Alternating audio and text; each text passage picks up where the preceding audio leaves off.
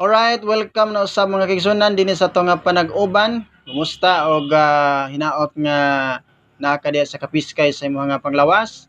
Nini nga gayuna padayon ta sa atong pagisgot-isgot kabahin sa mga pulong nga naluwatan sa atong Ginoong Hesus samtang siya tuwa didto sa krus nga nagabayad sa ato ang mga kasalanan.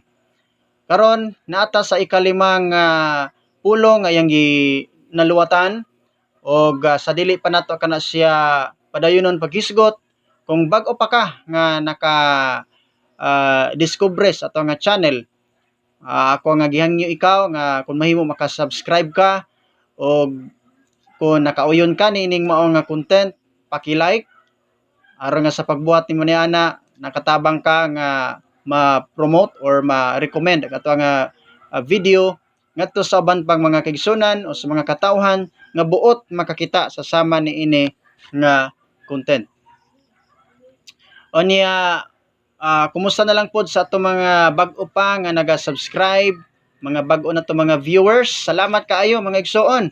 So do na tay viewers nga layo-layo gyud. Tuwa sila karon sa gawa sa nasod. Salamat kay sa inyo nga pag bisita o ginaot nga dili lang mukutob sa pagbisita kundi padayonon gid ninyo ang inyong pag tan-aw sa ato ang mga content. Tungod po diana makatabang pud mo nga ma-promote ang atong channel ngadto sa daghan pang mga tao. And salamat kaayo sa atong igsuon nga si Imelda nga naa karon diha sa Rome, Italy. Kung sa tanan-tanan na lang kay daghan man mga kaigsunan. O niya salamat po kayo sa atong mga viewers. Mi daghan po ang atong views sa una natong mga videos.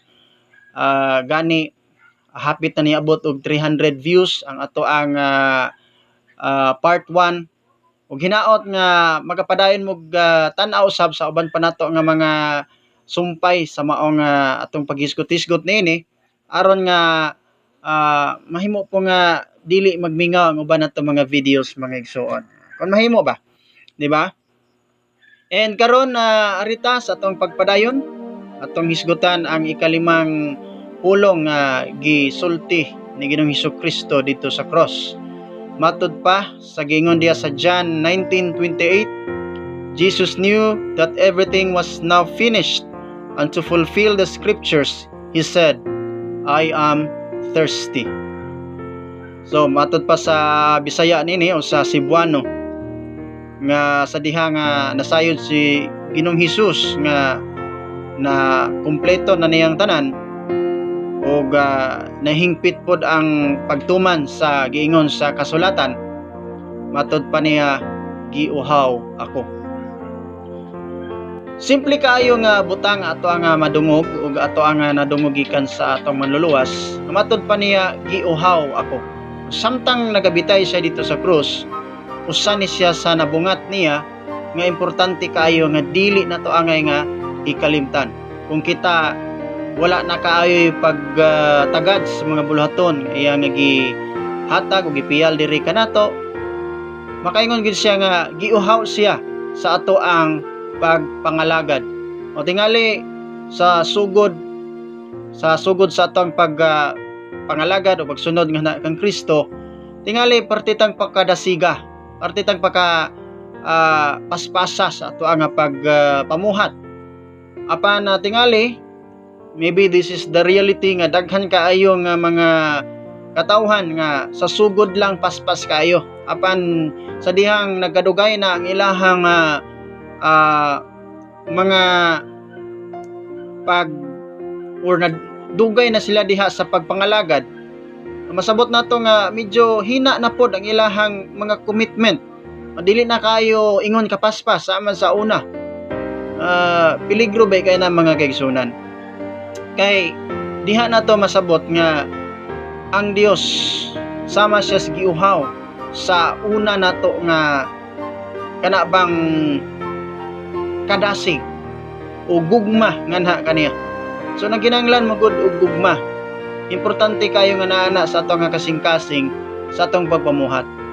Nga mapribahan nato ba nga ang gugma sa Dios nga dili malubad alang kanato, naa po diri kanato nga sa diha nga mahigugma buta sa Dios ug sa iyang buluhaton dili usab unta kini mulubad nga gugma nga sa diha na hinuong nadugay nata sa ato nga pangalagad o sunod sa kaubuton sa Ginoo, daghan naman ang kaidag mga rason. No, daghang mga Kristiyanon nga atong na matikdan nga sa diyang nakadugay na noon silahang pag-alagad o sandurot diya sa Ginoo. Pila nakatuig silang pakigrelasyon sa atong buhay nga Dios. Nakadaghan naman noon po ang ilaha mga rason aron nga dili na noon matuman ang kaubuton sa Dios. So dihang napita masabot nato nga makaingon gid ang Ginoo nga giuhaw siya. Diba? Giuhaw siya.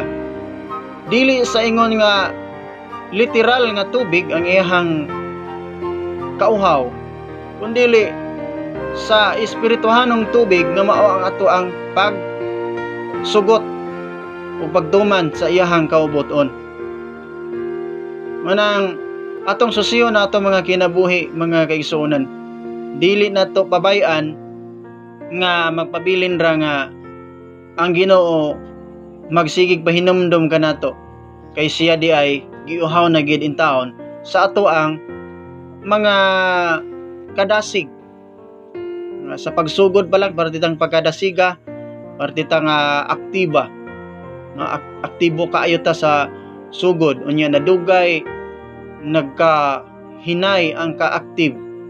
Active gyapon pero mas murag naluya na hinuon. Unya masabot na to nga murag wala nay kadasig ba.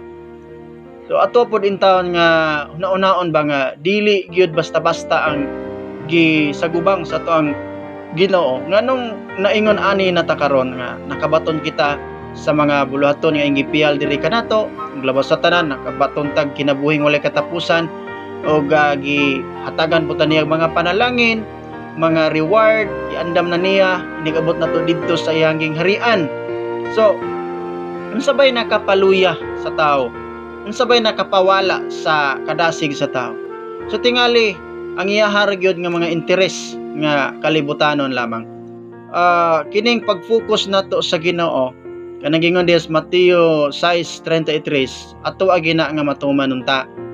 Kay ipauna man gid Ginoo ang iyang kaubuton, ipauna si Ginoo ang iyang gingharian. Ay ikaduha lamang ang mga butang. Kay ingnon ti ka mao nay makapawala sa gana, mao nay hina sa imuhang tinguha nga mura nagdry ang imuhang relasyon ngadto sa atong buhi nga Dios. O di na siyempre nagdry naman, nagmala, naguga. O unsa may matawag ana nato? Unsa may ikasulti sa Ginoo nganhi kanato niana? So mana siya ang atong pag-isgot-isgot sa ikalimang bahin, sa ikalimang pulong. At ang mga igsoon ang ikaunom kay lain usab nga butang atong mahisgutan sa ikaunom.